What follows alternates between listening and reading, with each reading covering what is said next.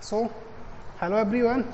So, welcomes you again on our channel Bright Future Study Point.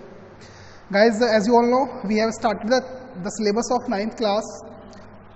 We have already covered lecture number 1st, in which we have studied about the introduction of that chapter. After that, we discussed the properties of particles of matter, है ना. उसके बाद आज हम लोग start कर रहे हैं अपना लेक्चर नंबर 2, जिसमें हम लोग आगे प्रोसीड करेंगे आज. तो हमने जो पार्टिकल्स की प्रॉपर्टीज जो पढ़ी थी, उन प्रॉपर्टीज को आज एक्सपेरिमेंटली समझते हैं कैसे कैसे वो प्रॉपर्टीज जो थी हमारी एक एक करके सबको स्टडी करते हैं आज. फर्स्ट हमारी जो प्रॉपर्टी थी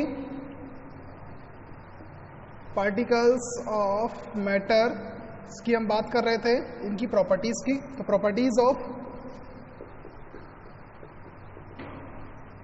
पार्टिकल्स ऑफ मैटर, जैसे फर्स्ट प्रॉपर्टी थी हमारी कि जो मैटर के पार्टिकल्स होता है कि particles of matter are tiny या वेरी स्मॉल, छोटे होते हैं बहुत ज़्यादा. अब इसको हम एक्सपेरिमेंटली कैसे प्रूव कर सकते हैं? जैसे मैं एक एग्जांपल ले रहा हूँ यहाँ पे आपके सामने, इसका एक्सपेरिमेंट करके दिखा रहा हूँ मैं आपको. समझना बात को ध्यान से. देखो, साइंस 8th में आपने पढ़ी, आप लोग स्टडी करते थे चैप्टर्स, क्वेश्चन आंसर्स करते थे, उसके बाद इजीली आपने एग्जाम दिए, पास होके आ गए. लेकिन यहाँ पे आप लोगों को एक्सपेरिमेंटली साइंस को समझना होगा. और साइंस को कभी भी, चाहे केमिस्ट्री हो, फिजिक्स हो, बायोलॉजी हो, आपको रटना नहीं है उसको. हमेशा आपको डीपली समझना है और समझने के बाद उसके प्रैक्टिकल्स खुद अपने आप करके देखने हैं कि क्या वास्तव में ऐसा होता है. तो ये हम घर पे भी कर सकते हैं, जो मैं आपको बता रहा हूँ अभी. कि मैंने एक बीकर के अंदर, बीकर जो हमें लैब में मिल जाता है, आप लोगों ने शायद अभी अगर आप लैब गए हो तो देखा होगा. तो बीकर या हम घर पे कोई, हमारे घर पे मग जग वगैरह जो भी हो, उसको हम यूज़ कर सकते हैं. उसमें मैंने क्या किया, वाटर डाल दिया, ये सम अमाउंट ऑफ वाटर, पानी डाला, और पानी के अंदर मैंने इंक डाल के छोड़ दी. पानी के अंदर मैंने क्या किया, इंक डाल के छोड़ दी. अब देखो होगा क्या, ये आप भी कर सकते हो कि धीरे धीरे इस पानी का कलर चेंज होना शुरू हो. क्योंकि वाटर कैसा होता है, कलरलेस होता है. ये तो हम भी जानते हैं कि वाटर में कोई भी कलर नहीं होता, कलरलेस होता है. धीरे धीरे वाटर का स्मॉल पोर्शन इस इंक के कलर जैसा होगा, उसके बाद थोड़ा सा और इंक्रीजमेंट होगा उसमें पोर्शन में. धीरे धीरे करके पूरा का पूरा पानी कुछ टाइम बाद उस इंक के, मान लो इंक ब्लू थी, इंक कैसी है, ब्लू, तो पानी भी कैसा हो जाएगा, ब्लू कलर का हो जाएगा. वो क्यों हो रहा है? इसे दो प्रॉपर्टीज का हम अंदाजा लगा सकते हैं. पहला कि जो स्मॉल पार्टिकल्स है मैटर के, वो आपस में क्या कर रहे हैं, कोलाइड कर रहे हैं, टकरा रहे हैं आपस में. क्यों हुआ? It is due to the, भाई क्या होगा यहाँ पहले लिख लेते हैं कि जो कलर होगा वाटर का विल बिकम ब्लू. पानी कैसा हो जाएगा, कलरलेस से ब्लू हो जाएगा. क्यों? Because of collision of particles, कि जो पार्टिकल्स है मैटर के, इस वाटर के, वो आपस में इंक के पार्टिकल्स का क्या होंगे, कोलाइड करेंगे, टकराएंगे, और टकराते टकराते धीरे धीरे इस पूरे वाटर का कलर कैसा हो जाएगा, ब्लू कलर हो जाएगा. ठीक है. अब वो जो मूवमेंट करते हैं पार्टिकल्स कोलिजन के दौरान, जो मूवमेंट होता है उनका, उस मूवमेंट को हम लोग बोलते हैं ब्रोनियन मोशन या मूवमेंट ऑफ पार्टिकल्स. ठीक है. तो इस तरह से रैंडमली जिगजैग मोशन में कहीं भी इधर से उधर ये पार्टिकल्स आपस मूवमेंट करेंगे और कलर क्या हो जाएगा इसका, चेंज. इस तरह से हम बता सकते हैं कि उसके पार्टिकल स्मॉल थे, जो कि क्या कर रहे हैं, लगातार रैंडमली मूवमेंट कर रहे हैं, जो कि हमारी दूसरी प्रॉपर्टी भी थी. दूसरी प्रॉपर्टी क्या थी कि पार्टिकल्स ऑफ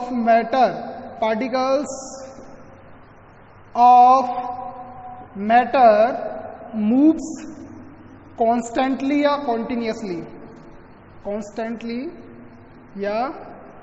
कॉन्टिन्यूसली. तो लगातार वो क्या करते हैं, मोशन करते हैं, मूवमेंट करते हैं. तो यहां से उसको हम प्रूफ कर सकते हैं. सबको समझ में आ रहा होगा. ये दो प्रॉपर्टीज हमने क्लियर करी यहाँ पे एक ही एग्जांपल से. अब जो प्रॉपर्टी नंबर 3 थी हमारी, वो क्या थी कि जो पार्टिकल्स होते हैं मैटर के, उन पार्टिकल्स में क्या होता है, स्पेस होता है. ये भी हम डिस्कस किया था हमने कि particles of matter have space between them, have space between them, कि जो मैटर के पार्टिकल्स होते हैं उनमें आपस में क्या होता है, स्पेस होता है बहुत ज़्यादा या बहुत कम, वो डिपेंड करता है कि कौन से मैटर की बात कर रहे हैं। अब इस स्पेस को हम लोग कैसे आइडेंटिफाई करेंगे एक्सपेरिमेंट से, कैसे इसको हम लोग प्रूफ करेंगे, ध्यान देना यहाँ पे। वही मैं क्या कर रहा हूँ, एक बीकर ले रहा हूँ फिर से, और इस बीकर के अंदर मैंने वाटर लिया है, वही सेम प्रोसीजर, बीकर है मेरे पास ये, और इस बीकर के अंदर मैंने यहाँ पे एक नॉन क्वांटिटी यानी कि 100 ml क्या ले रहा हूँ, वाटर। बीकर के ऊपर मार्क रहता है 10 ml, 20 ml, 30, 50, 100, उस तरह से, तो वो डिपेंड करता है कि कितने ml का हमारा बीकर है, 250 का है तो उस तरह से मार्क करते हैं। तो हमने उस बीकर के अंदर 100 ml वाटर लिया, और इस बीकर में मैंने शुगर पार्टिकल्स को डिसॉल्व कर दिया लाके, कुछ पार्टिकल्स लाया शुगर के, शुगर थोड़ी चीनी ली मैंने, इसके अंदर डाल दिया। क्या होगा इनिशियली, क्या होगा कि ये पार्टिकल्स इसके नीचे सरफेस पे आ जाएंगे कहीं भी इस तरह से कुछ, है ना, जो बॉटम पे आ जाएंगे। जब इसको मैं स्टिर करूंगा, स्टिर मतलब होता है घोलना, डिसॉल्व करना, इसको मैं घोल दूंगा, स्टिर मीन्स या डिसॉल्व। जब इसको मैं डिसॉल्व करूंगा तो डिसॉल्व करने पे क्या होगा आप ही बताओ। थोड़ी देर बाद ये शुगर पार्टिकल्स होंगे, ये पूरी तरह से डिसॉल्व हो चुके होंगे, घुल चुके होंगे, डिसअपियर हो चुके होंगे, ये हमें अब दिखाई नहीं दे रहे होंगे। तो इस तरह से बीकर में अब क्या बन गया, उस शुगर का क्या बन गया, सॉल्यूशन शुगर वाटर का, यानी कि जो पार्टिकल्स थे शुगर के वो धीरे धीरे डिसअपियर हो गए। अच्छा, डिसअपियर हो गए, बात मान ली मैंने। फिर मैंने क्या देखा, जब मैंने इसका वॉल्यूम दोबारा से देखा इस बीकर में पानी का, तो वो अभी भी उतना ही था जितना मैंने इनिशियली लिया था। अब पार्टिकल शुगर के डिसअपियर भी हो गए, घुल भी गए, लेकिन उस पर वॉल्यूम पे कोई इफेक्ट उसका नहीं पड़ा। तो फिर चीनी कहाँ जाके डिसॉल्व हुई, ये क्वेश्चन आता है हमारे दिमाग में।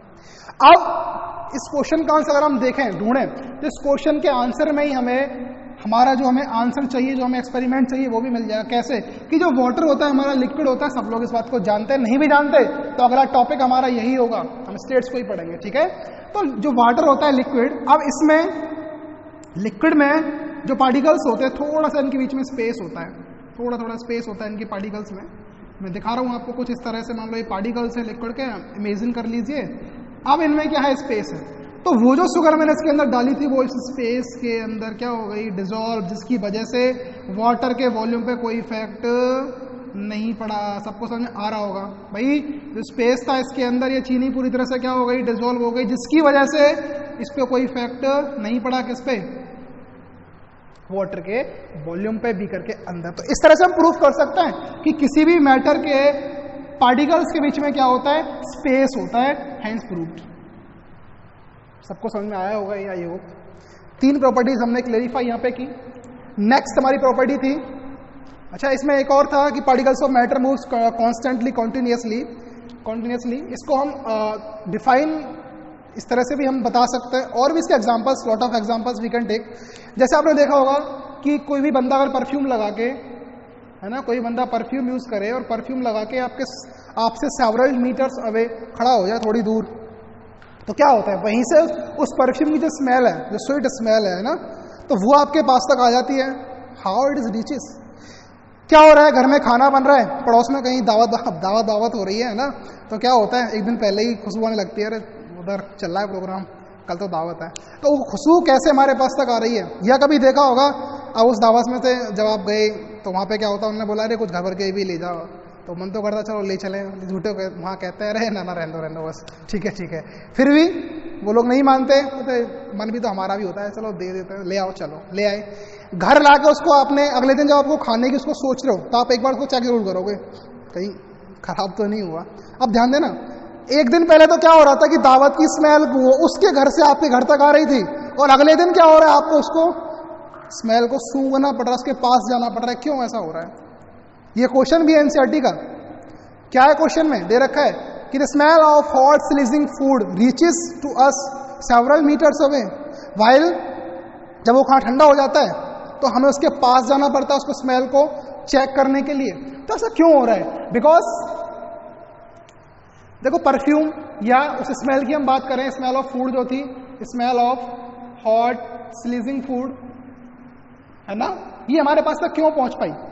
क्योंकि ये वेपर फॉर्म में, यहां से वेपर्स निकलते हैं, वेपर फॉर्म में आ जाते हैं, और वेपर्स हमारी क्या होती है भाई, गैसियस फॉर्म, और गैस भी क्या है, स्टेट है किसकी, मैटर की। और हमें पता है कि एयर के अंदर जो पार्टिकल्स होते हैं, गैस मतलब एयर, एयर के अंदर जो पार्टिकल्स होते हैं वो क्या करते हैं, कॉन्टिन्यूसली मूवमेंट करते हैं, जिनके कंटिन्यूसली मूवमेंट की वजह से वो स्मेल हमें वहां से यहां तक हम उसको फील कर पाते हैं, महसूस कर पाते हैं। आई होप इन एक्सपेरिमेंट से आपको सारी चीजें क्लियर हो चुकी होंगी, हो गई होंगी।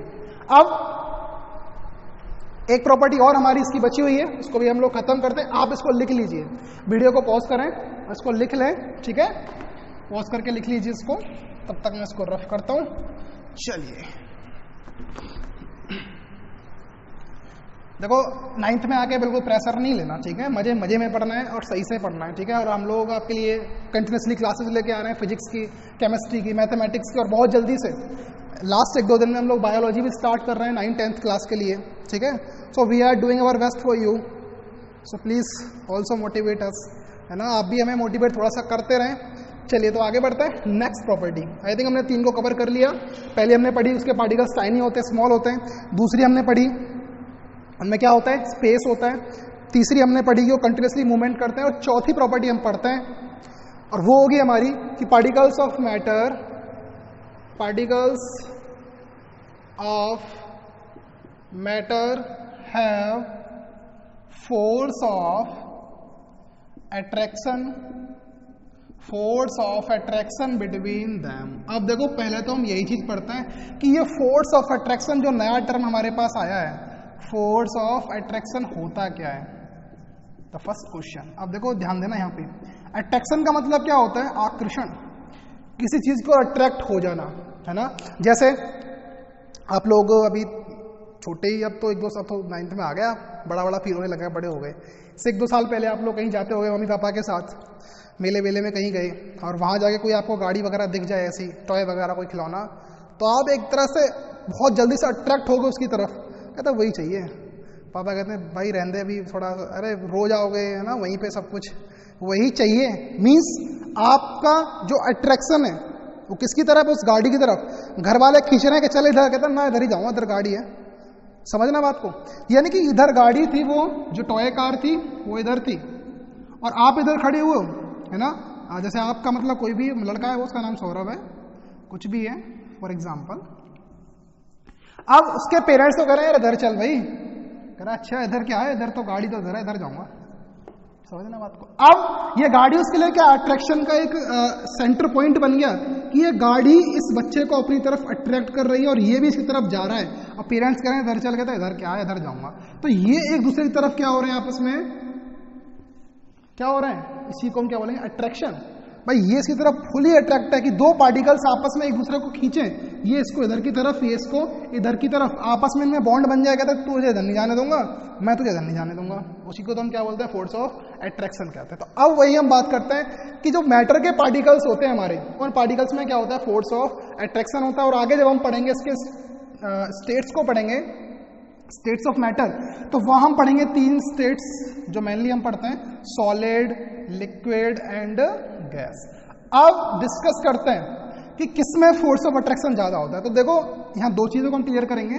पहला तो देखो, जो सॉलिड के पार्टिकल्स होते हैं, they are very close to each other. Solid particles are very close to each other, बहुत पास पास होते हैं। अब ये पास पास होने का मतलब क्या है, चिपके रहते हैं एक दूसरे से, यानी कि अट्रैक्शन फोर्स बहुत ज्यादा है इन दोनों में।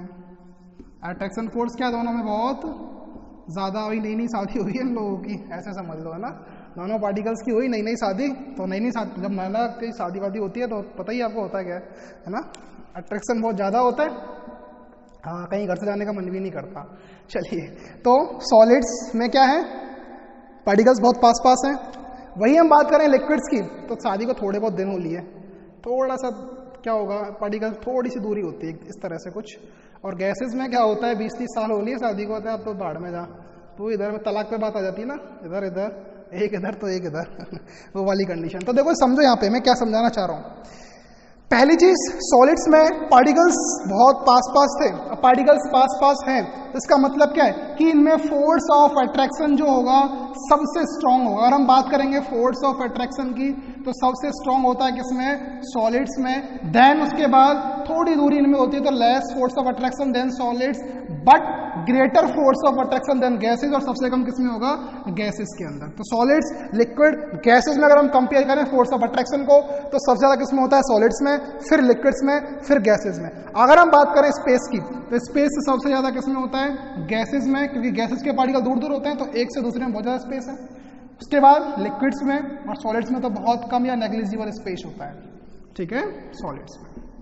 तो यहां तक हमने मैटर की प्रॉपर्टीज को डिफाइन कर लिया, पढ़ लिया हम लोगों ने। आगे जो नेक्स्ट वीडियो लेक्चर हम लाएंगे आपके लिए, उसमें एक बहुत इंपॉर्टेंट टॉपिक जिसको हम डिस्कस करेंगे, वो हमारा होगा स्टेट्स ऑफ मैटर। क्या होगा, स्टेट्स ऑफ मैटर। तो स्टेट्स ऑफ मैटर को हम नेक्स्ट वीडियो लेक्चर में डिस्कस करेंगे, कितनी स्टेट्स होती है मैटर की। तब तक के लिए बने रहिए हमारे साथ।